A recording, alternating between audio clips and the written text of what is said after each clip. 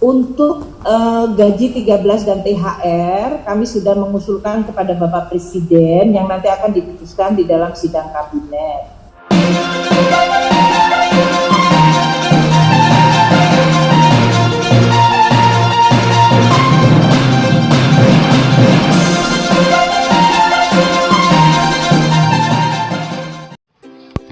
Berita hari ini, 4 hal yang harus kalian tahu soal THR tahun 2021. Momen puasa dan lebaran kali ini sedikit berbeda dari tahun lalu.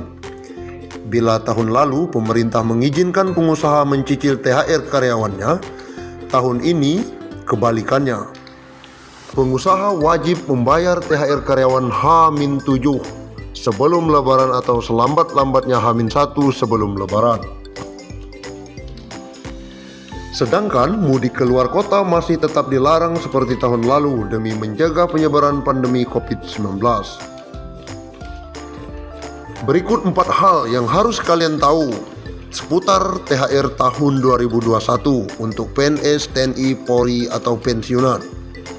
1. THR PNS cair duluan dan lebih besar dari pegawai swasta. Sedikit berbeda dari pegawai swasta, tampaknya THR untuk pegawai negeri sipil bakal cair duluan. Kabarnya THR PNS siap dicairkan paling lambat awal Mei 2021. Perlu diketahui THR PNS 2021 mengandung komponen yang meliputi gaji pokok, tunjangan keluarga, tunjangan jabatan dan tunjangan umum, dan tunjangan kinerja. Dirjen Bea Cukai Askolani saat masih menjabat sebagai Dirjen Anggaran Kementerian Keuangan pernah menyatakan THR PNS 2021 akan diusahakan penuh. Kebijakan penggajian tahun 2021 adalah pemberian THR dan gaji 13 atau pensiunan 13 yang diharapkan diberikan secara full, kata Askolani.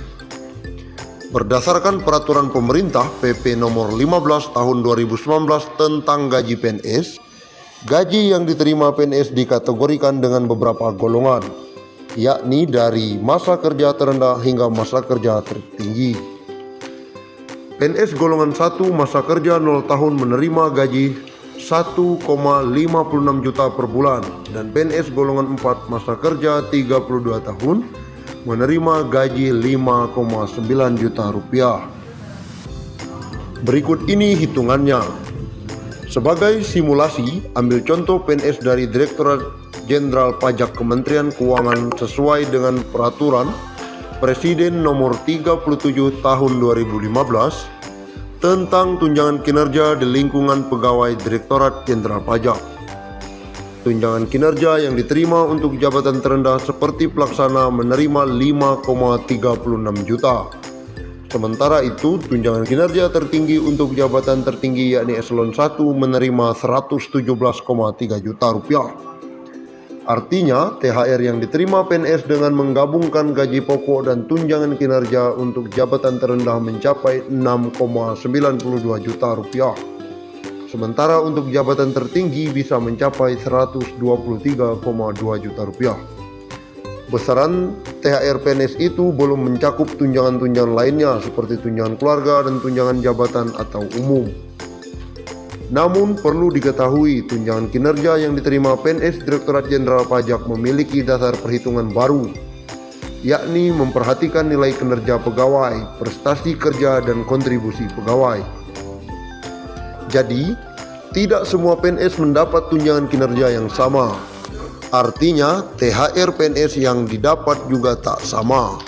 Hal itu dikarenakan basis penghitungan yang digunakan untuk pemberian tunjangan kinerja berdasarkan kinerja masing-masing pegawai negeri sipil. Bagaimana dengan swasta? 2. THR pegawai swasta kena potong pajak. Karyawan swasta juga dapat THR. Akan tetapi perlu diingat, THR yang didapat tetap bakal dikenai potongan pajak.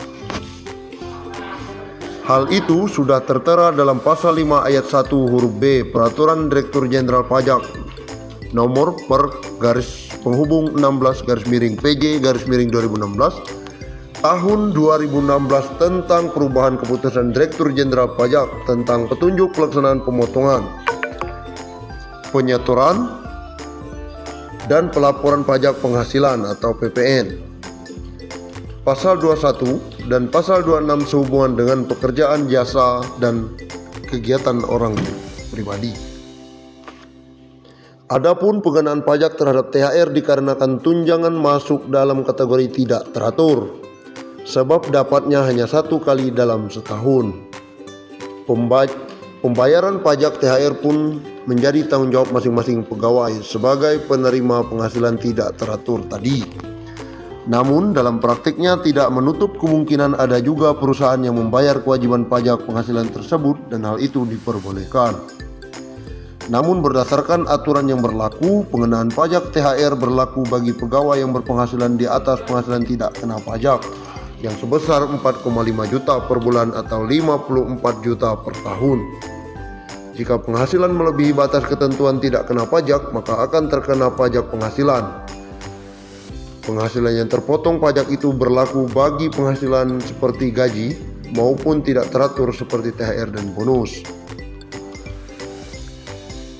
Adapun total penghasilan neto bagi pegawai yang dipotong PPh pasal 21 adalah jumlah seluruh penghasilan bruto dikurangi dengan biaya jabatan sebesar 5% dari penghasilan bruto setinggi-tingginya. Lalu dikurangi iuran yang terkait dengan gaji yang dibayar oleh pegawai kepada dana pensiun dan pendirinya telah disahkan oleh Menkyu atau Badan Penyelenggara Tunjangan Hari Tua atau Jaminan Hari Tua yang dipersamakan dengan dana pensiun yang pendirinya telah disahkan oleh Menkyu. Ketiga, tip kelola THR, nganggur saat mudik dilarang. Menurut Chairman Presiden Asosiasi Perencanaan Keuangan Internasional Association of Registered Financial Consultants, sebagian uang THR tadi baiknya diinvestasikan. Tujuannya agar uang THR tadi tidak habis sia-sia, bahkan semakin bertambah oleh karena adanya keuntungan yang didapatkan instrumen investasi yang dipilih. Namun, sebelum diinvestasikan ada baiknya diperhitungkan juga kebutuhan apa saja yang dipenuhi selama Ramadan atau Lebaran nanti. Jadi tak semua uang THR diinvestasikan tapi dibagi-bagi dulu untuk kebutuhan sehari-hari. Kebutuhan tak terduga baru sisanya diinvestasikan. 4. THR nganggur dipakai jadi modal bisnis. Menurut pakar marketing Hermawan Kartajaya, ada beberapa jenis usaha yang bisa dipilih dan kira-kira laris selama bulan Ramadan dan nanti Lebaran.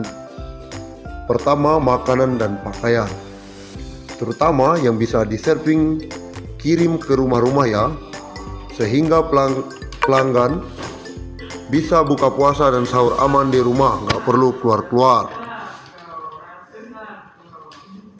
Jadi intinya kita pack makanan, biskuit, segala macam yang kita jual, parcel ini, itu salah satu yang booming ya di masa pandemi.